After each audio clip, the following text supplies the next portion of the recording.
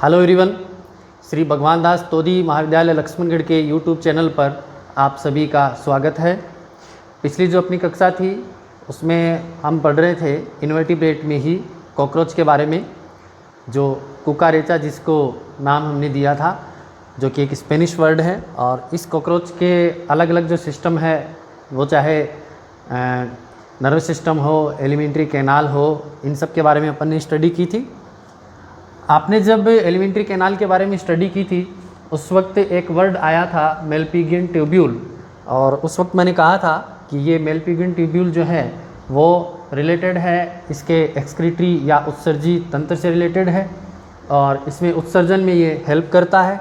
बाकी जो दूसरे एनिमल्स हैं उनके अंदर क्या होता है कि एक्सक्रीशन से जुड़ा हुआ कोई ना कोई पार्ट मौजूद होता है, कोई ना कोई ऑर्गन वहाँ पर उत्तरदायी होता है।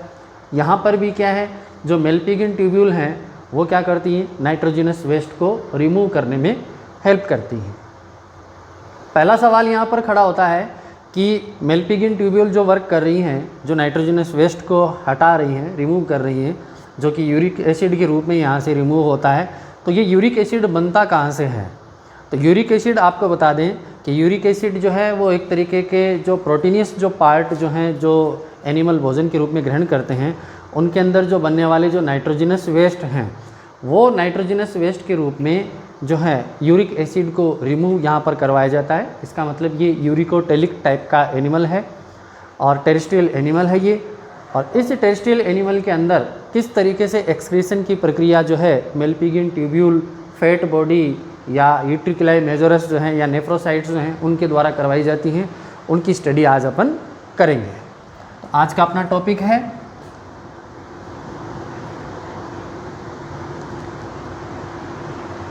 एक्सक्रीटरी सिस्टम ऑफ पेरिप्लेनेटा अमेरिकाना,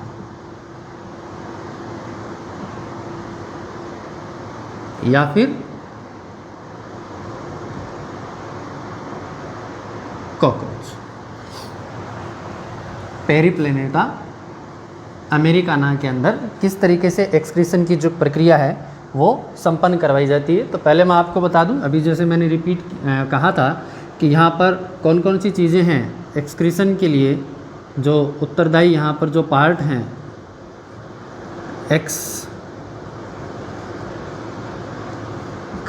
जो पार्ट्स हैं वो यहाँ पर किस किस रूप में पाए जाते हैं। पहले तो हैं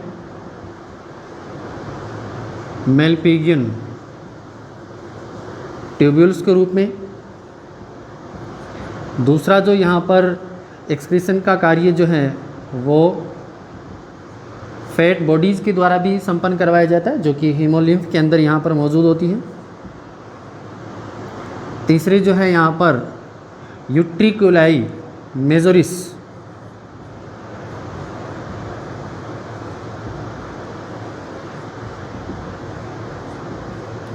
जो कि कॉकरोच के अंदर मशरूम ग्लैंड के रूप में पाई जाती है, और ये जो है ये पाई जाती है केवल मेल के अंदर। वो भी इसके अंदर एक्सक्रीशन में हेल्प करती है। इन जंतुओं की जो क्यूटिकल है, बाह्य आवरण जो है अध्यावरण, वो भी मोल्टिंग की जब प्रक्रिया होती है उसमें रोल अदा करती है। इसमें जो क्यूटिकल है उसके पास जो है इसके पार्टिकल्स जो हैं, यूरेट पार्टिकल्स, वो डिपॉजिट हो जाते हैं, और जब क्यूटिकल रिमूव हो जाती है तब वो क्या है एक्सक्रीशन में रोल प्ले हो जाता है। एक और इसमें संरचना है नेफ्रोसाइट्स, ये भी क्या है जीवन पर्यंत जो है एक्सक्रीटरी जो वेस्ट है उनको रिमूव करती हैं, एज वेल एज जैसे फैट बॉडी जो हैं वो भी जीवन पर्यंत जो हैं एक्सक्रीटरी पार्ट को, जो पोर्शन है, जो मटेरियल है केमिकल्स के रूप में, उनको ये रिमूव करती हैं। और मेलपिगियन ट्यूब्यूल जो हैं इसमें इम्पॉर्टेंट रोल निभाती हैं, या हम कहें तो जो सबसे ज़्यादा जो रोल प्ले किया जाता है एक्सक्रीशन की क्रिया में वो मेलपिगियन ट्यूब्यूल का ही होता है। और ये जो मेलपिगियन ट्यूब्यूल है इसकी लगभग 60 से 150 तक इसके नंबर होते हैं। और देखें तो ये 60 mm लंबी संरचना होती है, जिसका 0.5 mm जो है डायमीटर होता है। और ये जो मेलपिगियन ट्यूब्यूल है वो लगभग 5 से 6 बंडल्स के रूप में पाई जाती है। और बंडल्स के रूप में पाई जा रही है तो आपने देखा था जो इसका एलिमेंट्री कैनाल का पार्ट था फोरगट वाला, उसके लास्ट पार्ट तक ये मौजूद थी। और यहाँ पर आपने देखा था कि ये जो संरचना है मेलपिगियन ट्यूब्यूल की वो इस तरीके से हीमोलिम्फ के अंदर फैली रहती है। ठीक है। अब ये जो एक मेलपिगियन ट्यूब्यूल है ये एक तरीके से क्या है, अनब्रांच्ड है। इसमें आप किसी भी रूप में कोई ब्रांच स्ट्रक्चर आप नहीं देख सकते। लंबी संरचना है और ब्लाइंड है, आगे से ये बंद होती है। ये इस तरीके की ब्लाइंड स्ट्रक्चर के रूप में है, जिनकी ओपनिंग होती है इसके अंदर गट के अंदर। ठीक है। तो हम ये कहेंगे जो इसमें एलिमेंट्री कैनाल जब डाइजेशन का काम कर रही है, उसी के साथ साथ जो मेलपिगियन ट्यूब्यूल है वो क्या काम कर रही है, इसमें उत्सर्जन में अपना रोल निभा रही हैं। अब ये जो एक स्ट्रक्चर है, एक मेलपिगियन ट्यूब्यूल है, उसका हम यहाँ से टीएस देखेंगे तो वो टीएस आपको किस तरीके का दिखाई देता है।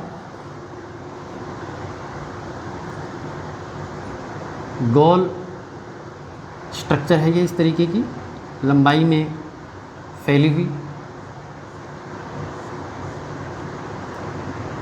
जिसका बाह्य आवरण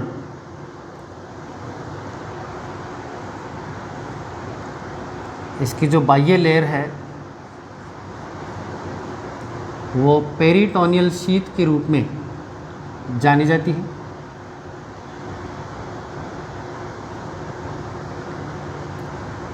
हम यहाँ पर 2 डायग्राम बनाएंगे और दोनों डायग्राम के माध्यम से हम इसकी स्ट्रक्चर और एक्सक्रीशन की जो फिजियोलॉजी है दोनों का समझने का प्रयास करेंगे।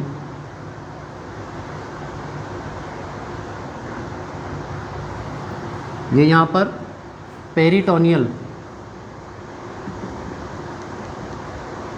शीथ मौजूद है और इस पेरिटोनियल शीथ के अंदर की तरफ इस तरीके से न्यूक्लियर स्ट्रक्चर के रूप में ग्लैंडुलर शीथ या ग्लैंडुलर प्लेक्सस मौजूद होता है। और इस ग्लैंडुलर प्लेक्सस का कार्य होता है कि ये सिक्रेटरी और एब्जॉर्बिंग नेचर रखता है, मतलब श्रावण में भी मदद करता है और एब्जॉर्प्शन में भी मदद करता है। ग्लैंडुलर प्लेक्सस, इस ग्लैंडुलर प्लेक्सस और पेरिटोनियल शीथ से घिरी हुई संरचना अंदर की तरफ मौजूद होती है। और ये गट का वो पार्ट है जिसको हम, ये वाली संरचना ल्यूमन के रूप में जानी जाती है। और इसकी जो ल्यूमन है वो क्या होती है,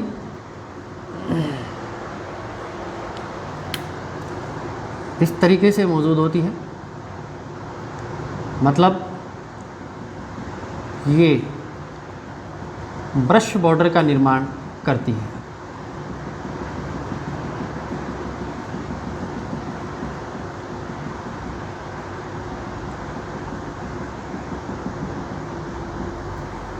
इसको हम कहेंगे ल्यूमन, जिसके अंदर जो भी एक्सक्रीटरी पार्ट है उसको डाला जाता है और एब्जॉर्प्शन और सिक्रेशन दोनों का कार्य यहाँ पर होता है। और ये जो संरचना है चारों तरफ से ल्यूमन जो है वो कवर्ड रहती है। ब्रश बॉर्डर से। और इसी संरचना के अंदर जो कि ग्लैंडुलर प्लेक्सिस के रूप में यहाँ पर मौजूद है, ये इसका पार्ट, यहाँ पर न्यूक्लियस मौजूद होते हैं। ये मल्टी न्यूक्लिएटेड संरचना है।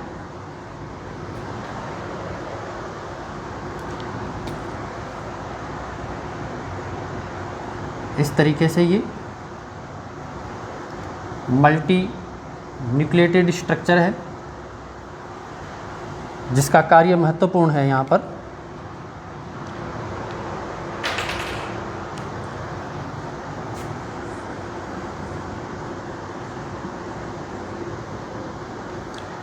और ये जो पूरी संरचना है इसमें मौजूद होती है पेरिटोनियल शीथ के अंदर ही लॉन्गिट्यूडिनल मसल्स, और इन मसल्स के द्वारा जो पेरिस्टाल्टिक वेव्स क्रिएट करवाई जाती है, मतलब इस प्रकार की तरंगें उत्पन्न की जाती हैं और उन तरंगों की सहायता से जो है इसके अंदर ये कॉन्ट्रैक्शन जो है वो चलता रहता है। अब ये जो कंप्लीट स्ट्रक्चर है इसको हम देखेंगे, ये जो इलोंगेटेड रूप में मौजूद है, तो इलोंगेटेड रूप में जो मौजूद संरचना है उसकी फिजियोलॉजी क्या होती है, उसके अंदर किस तरीके से जो है एक्सक्रीटरी वेस्ट को बनाया जाता है और रिमूव करवाया जाता है, ये दोनों संरचनाओं के बारे में अपन स्टडी करेंगे आगे वाले इस डायग्राम के अंदर। इसको मैं यहाँ से मिटा देता हूँ। आपको याद रह जाएगा कि ये 600 से 150 की संख्या में होती है और इसका 0.5 mm जो है डायमीटर होता है। 5 से 6 नंबर जो हैं इसके बंडल्स के रूप में ये मौजूद होती है। आगे हम देख रहे हैं कि इसमें ये वाला डायग्राम आपको मदद करेगा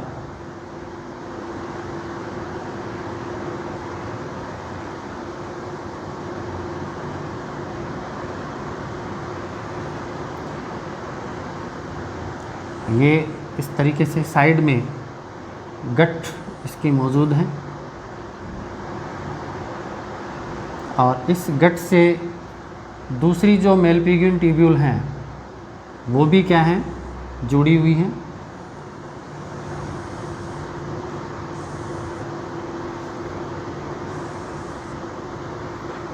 जैसा मैंने आपको बताया था अभी कि ये आगे से बंद संरचना है, लंबी ट्यूबुलर स्ट्रक्चर है, ब्लाइंड स्ट्रक्चर है और इस ब्लाइंड स्ट्रक्चर के अंदर 2 पार्ट मौजूद होते हैं।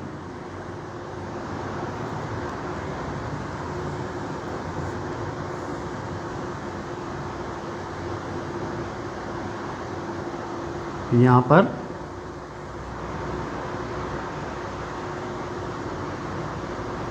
ये लंबी संरचना है, इलोंगेटेड स्ट्रक्चर है और इस इलोंगेटेड स्ट्रक्चर के अंदर वह पार्ट जो कि गट के नज़दीक होता है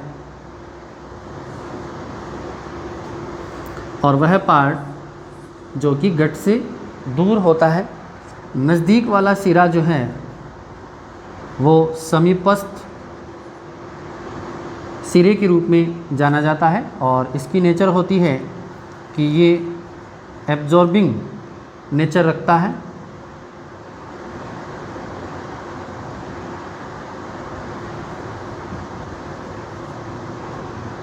पार्ट या सिरा। दूसरा जो है दूरस्थ सिरे के रूप में जाना जाता है जो कि स्रावी नेचर का होता है, उसे हम डिस्टल सेक्रेटरी पार्ट के नाम से जानते हैं। होता क्या है यहाँ पर, पोटेशियम यूरेट प्लस जल, ये दोनों पार्ट जो हैं कार्बन डाइऑक्साइड के साथ क्रिया करके यहाँ पर पोटेशियम बाइकार्बोनेट प्लस जल और यूरिक एसिड का निर्माण करते हैं।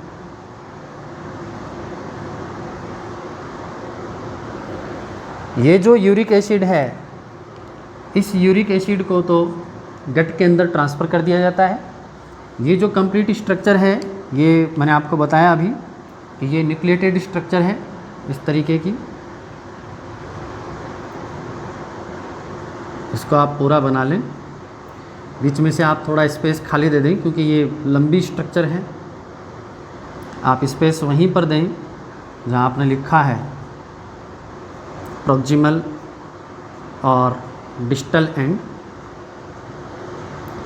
ये इसकी आउटर एपिथेलियम है, मल्टी न्यूक्लिएटेड स्ट्रक्चर है ये। और इस मल्टी न्यूक्लिएटेड स्ट्रक्चर के द्वारा और जो इसमें मौजूद लॉन्गिट्यूडिनल जो मसल्स हैं उनके द्वारा यहाँ पर एक्सक्रीशन का मुख्य कार्य करवाया जाता है।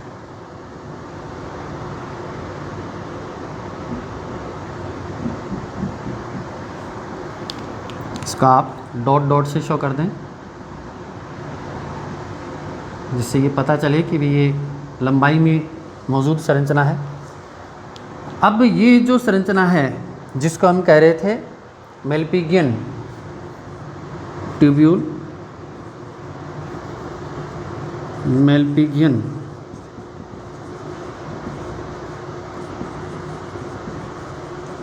ट्यूब्यूल, और ये मेलपिगियन ट्यूब्यूल कहाँ पर मौजूद है? हीमो लिम्फ के अंदर तैरती हुई अवस्था में मुक्त रूप से ये पाई जा रही हैं। अब होगा क्या यहाँ पर, ये जो पोटेशियम बाइकार्बोनेट और जल है, ये इस जल को और पोटेशियम बाइकार्बोनेट को यहाँ से रिमूव कर देती है हीमोलिम्फ के अंदर। पोटेशियम बाइकार्बोनेट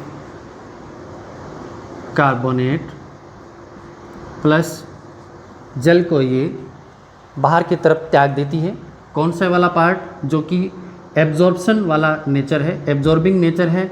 यहाँ पर क्या होगा, केवल और केवल ये यूरिक एसिड को ही यहाँ से रिमूव करेगी। बाकी का जो पोटेशियम बाइकार्बोनेट है और जल की मात्रा है जो कि एक्सेस अमाउंट में यहाँ पर मौजूद है, ये और ये आवश्यक पदार्थ हैं, इनको क्या है, ये वापस से यहाँ से रीएब्जॉर्प्शन करवा लिया जाता है और हीमोलिम्फ के अंदर छोड़ दिया जाता है। अब हीमोलिम्फ के अंदर पहले से जो मौजूद जो पोटेशियम ये यूरेट पार्टिकल हैं और जल है जो कि हीमोलिम्फ के अंदर मौजूद है, तो इनको क्या है, वापस से ये जो डिस्टल पार्ट है ये क्या करेगा, यहाँ पर शिफ्ट कर देगा।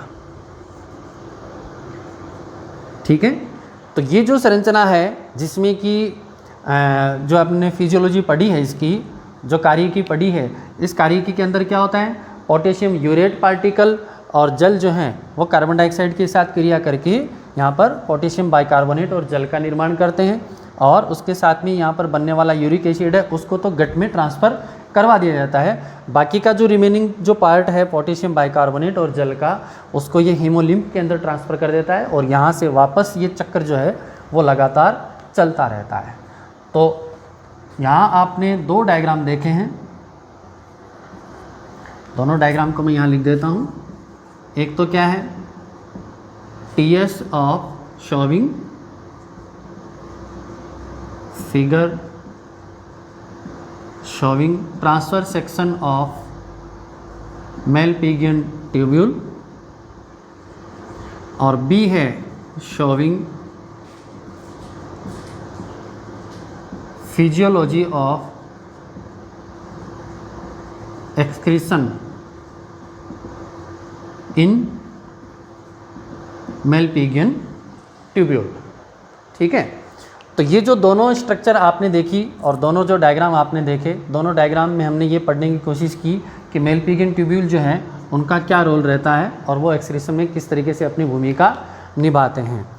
आगे जिसमें हमने बात की थी अभी थोड़ी देर पहले आपको थोड़ा सा बताया था, मैं एक बार और फिर से ब्रीफ कर देता हूँ कि फैट बॉडी जो है वो क्या करती है, जीवन पर्यंत जो है यूरेट पार्टिकल्स को अपने अंदर स्टोर कर लेती हैं, और एक्सक्रीशन की जो क्रिया है उसमें एलिमेंट्री कैनाल जब रिमूव करती है वेस्ट को, उसी के साथ में जो फैट बॉडी के साथ जो घुलित अवस्था में यहाँ पर यूरेट पार्टिकल्स हैं उनको ये बाहर त्याग देती हैं।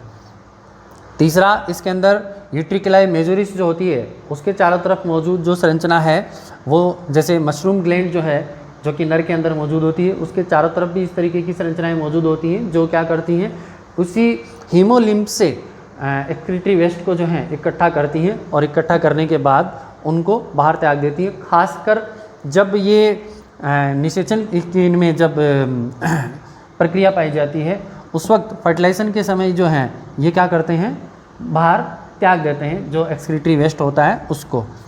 फिर क्यूटिकल जो है वो क्यूटिकल भी क्या करती है, ये जो यूरेट पार्टिकल्स हैं, यूरिक एसिड वगैरह हैं और जो अदर सब्सटेंसेज हैं जो कि नाइट्रोजनस वेस्ट के रूप में यहाँ पर मौजूद हैं, उन सबको ये क्यूटिकल अपने साथ में अटैच किए हुए रखती है। जब मोल्टिंग की प्रक्रिया होती है उस वक्त ये रिमूव यहाँ से करवा दिए जाते हैं। तो आज की जो अपनी क्लास रही उसमें हमने पढ़ने की कोशिश की कि पेरिप्लेनेटा अमेरिकाना जो है वो किस तरीके से एक्सक्रीशन की प्रक्रिया को अंजाम देता है। आगे के जो इसको पार्ट है उसकी स्टडी हम नेक्स्ट वीडियो में करेंगे। तब तक के लिए धन्यवाद। आप इसका स्क्रीनशॉट ले सकते हैं। Thank you.